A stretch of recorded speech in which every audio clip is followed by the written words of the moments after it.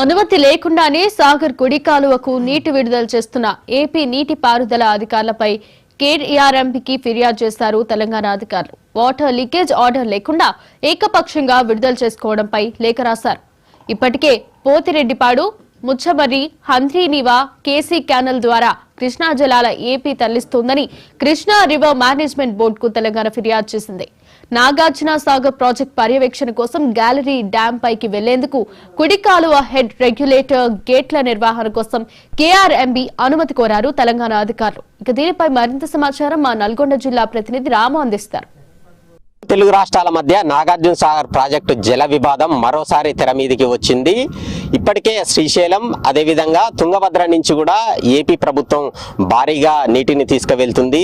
మరోవైపు తాజాగా నాగార్జున సాగర్ ప్రాజెక్టు కుడి కాలువ ద్వారా కూడా 500 క్యూసెక్ల నీటిని తరలించకపోతుందని చెప్పేసి కూడా కేఆర్ఎంబీకి తెలంగాణకు సంబంధించినటువంటి నీటిపారుదల అధికారులు ఫిర్యాదు చేయడం జరిగింది. బచావత్ ట్రిబ్యునల్కు వ్యతిరేకంగా ఏపీ ప్రభుత్వం ఎక్కువ మొత్తంలో నీటిని వాడుతుందని చెప్పేసి కూడా వారు ఫిర్యాదు చేయడం జరిగింది. మొత్తంగా బచావత్ ట్రిబ్యునల్ అవార్డు ప్రకారం 811 టీఎంసీలకు గాను 512 టీఎంసీలు ఏపీ, 299 టీఎంసీలు తెలంగాణ ప్రభుత్వం వాడుకోవాలి. అయితే ఇందుకు విరుద్ధంగా వాడుకుంటుంది.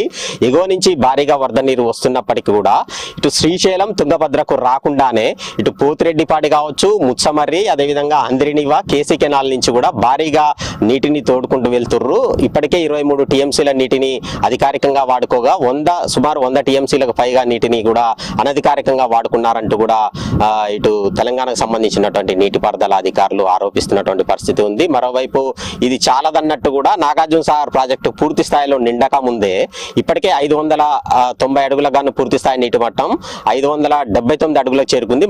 మరో 11 అడుగులు మరో 11 అడుగులు చేరుకోవాల్సి ఉంటుంది పూర్తి స్థాయి నీటి మట్టానికి. అయితే ఈలోగానే ఇప్పుడు కుడికాలో కూడా 500 క్యూసెక్ల నీటిని దిగువకు విడుదల చేసుకుంటున్నారు. ఇక ఇది 5000 క్యూసెక్లకు కూడా పెంచుకునే అవకాశం ఉన్నట్లు కూడా అధికారులు చెప్తున్నారు. మొత్తంగా దీని మీద ఫిర్యాదు చేయడం జరిగింది. మరోవైపు ఏదైతే నాగార్జున సాగర్ ప్రాజెక్టుకు సంబంధించి 13 గేట్లను గతంలో అసెంబ్లీ ఎన్నికల ముందు వివాదం చెలరేగింది. గేట్ల నిర్వహణకు సంబంధించి ఆ రోజు ఉన్నటువంటి నీటిపారుదల అధికారులు బలవంతంగా తామే నిర్వహణ బాధ్యతలు చూసుకుంటామని 13 కుడికి సంబంధించినటువంటి 13 గేట్లను కూడా వారు ఆధీనంలో తీసుకున్నారు. వాటికి సంబంధించినటువంటి నిర్వహణ బాధ్యతతో పాటు కుడికాలకు సంబంధించినటువంటి హెడ్ రెగ్యులేటర్ ఏదైతే ఉందో తమకు అప్పగించాలని చెప్పేసి, అదేవిధంగా డ్యామ్ మీద పనిచేసేందుకు కూడా 3 షిఫ్టుల్లో ఇటు ఎవరైతే సిబ్బంది పనిచేస్తున్నారో ప్రతిసారి కేఆర్ఎంబీకి సంబంధించి వారి నుంచి అనుమతులు తీసుకోవడం తమకు ఇబ్బంది అవుతుందని చెప్పేసి కూడా తెలంగాణ అధికారులు వారికి ఫిర్యాదు చేయడం జరిగింది. తమకు అనుమతిని ఇవ్వాలి డ్యామ్ మీదకి వెళ్లేందుకు కూడా.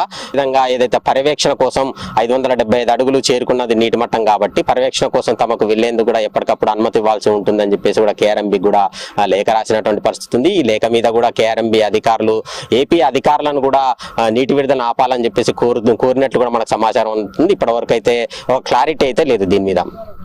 మొత్తంగా గత కొన్ని రోజుల నుంచి కూడా నాగార్జున సాగర్ ప్రాజెక్టు సంబంధించిన ఎడమ కాలువ ఆయకట్టు రైతులు తమకు ఆయకట్టు పరిధిలో తమకు నీటిని విడుదల చేయాలని చెప్పేసి కూడా అధికారులకు మొరపెట్టుకుంటున్నప్పటికీ, అదేవిధంగా ఇక్కడ ఉన్నటువంటి చెరువులు కుంటలు నింపాలని చెప్పేసి కోరుతున్నప్పటికీ కూడా పట్టించుకోవడం లేదు.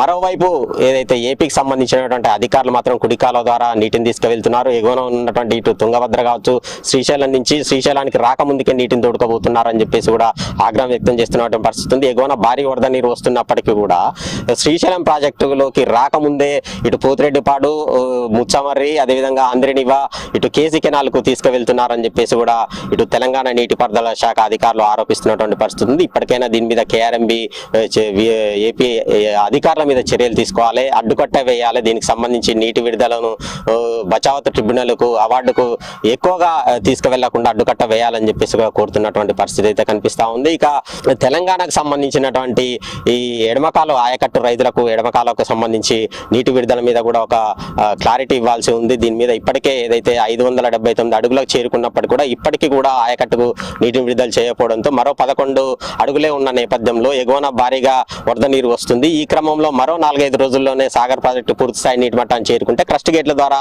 ఆ నీటినంతా కూడా దిగువకు సముద్రంలోకి విడుదల చేయాల్సి ఉంటుంది. అదంతా కూడా సముద్రం పాలవుతుంది. కాబట్టి ఇప్పటికైనా అధికారులు దీని మీద ఒక నిర్ణయం తీసుకోవాలని చెప్పేసి కూడా ఇక్కడ ఉన్నటువంటి ఆయకట్టు రైతులు కోరుతున్నటువంటి పరిస్థితి ఉంది. అయితే ఇప్పటివరకు అయితే కేవలం తాగునీటి అవసరాలకు మాత్రమే ఎడమ కాలువకు నీటిని విడుదల చేస్తున్నారు. అయితే సాగునీటి అవసరాలకు కూడా నీటిని విడుదల చేయాలని చెప్పేసి కూడా ఇక్కడ ఉన్నటువంటి రైతాంగం అధికారులను కోరుతుంది. అయితే ఎగువన ఉన్నటువంటి భారీగా ప్రస్తుతం 1,20,000 క్యూసెక్ల వరద నీరు శ్రీశైలం ప్రాజెక్టు నుంచి నాగార్జున సాగర్ ప్రాజెక్టుకు వస్తుంది. కేవలం 6,500 మాత్రమే అవుట్ఫ్లోగా విడుదల చేస్తున్నారు సాగర్ ప్రాజెక్టు నుంచి.